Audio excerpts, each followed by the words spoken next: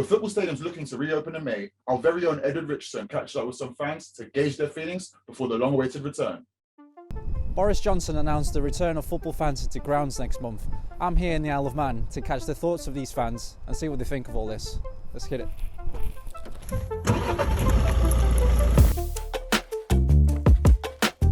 Let's face it, for the last year, football hasn't been the same without fans in grounds.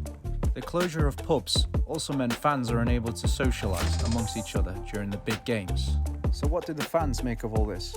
I loved when I went to watch football. It was great and the atmosphere was amazing, and it's contagious. It's the happiness and the love that people have for the game, and obviously the teams that they've supported for years.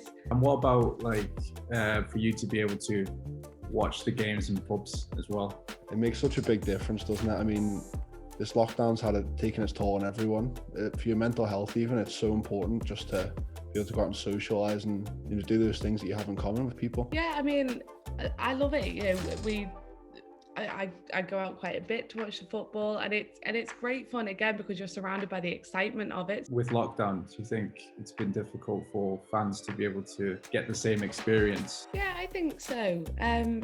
Especially lots of people during lockdown, not being able to kind of be out and experiencing the same thing, and you're stuck inside, so you're surrounded by all of your normal life. The last one was just before the first lockdown actually, and it was the Man City-Man United match when McTominay scored a 30-yard screamer right at the end. I mean, that just, there's no better feeling than that, and it's great seeing it on TV, but nothing beats seeing it live, being there, hearing the buzz, feeling the ground shake as it goes. Part and parcel of football and watching it is the experience behind it, whether you've got someone coming round or you're going out to watch it. It's not the same when it feels you're kind of pushed to the side because your kids want to watch something or anything like that. So yeah, I think it's definitely affected kind of the excitement behind it. With fans not being able to attend football grounds or pubs, you could argue this could have a psychological impact on them. I spoke to a psychology lecturer to get a better understanding on what psychological effects this may have on mental health. I've been a therapist for more than 20 years. And in those 20 years, I've had one person who committed suicide. And I've seen a lot of clients. In the past 9 months, I've heard the majority of my clients talk about suicidal thoughts. I think it's been neglected a little bit, mental health. My way of addressing my mental sound is to socialize or go to football games or go to the cinema or go horseback riding. There's a horse's stables 5 minutes away. What do you think that could be done in the future to prevent this?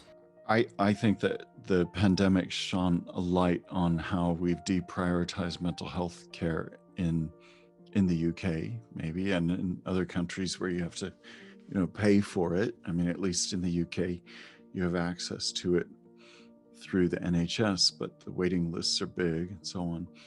I think what we have to do in the future is to say, look, people shouldn't be in these compromising positions where all it takes is something like this to put them in actual danger. It's been hardest for people who live alone, because you think of, for example, a football game. There's a group energy thing. It's like the difference between going to the cinema and watching a film on Netflix. I mean, it may be a great film, but there's something about being in a cinema and hearing everybody else laugh when you laugh and hearing everyone chattering away. I think we all miss that stuff so much. We're social beings. We are all eager to see the return of fans into grounds once again. It'd be great to see an atmosphere in stadiums this coming summer.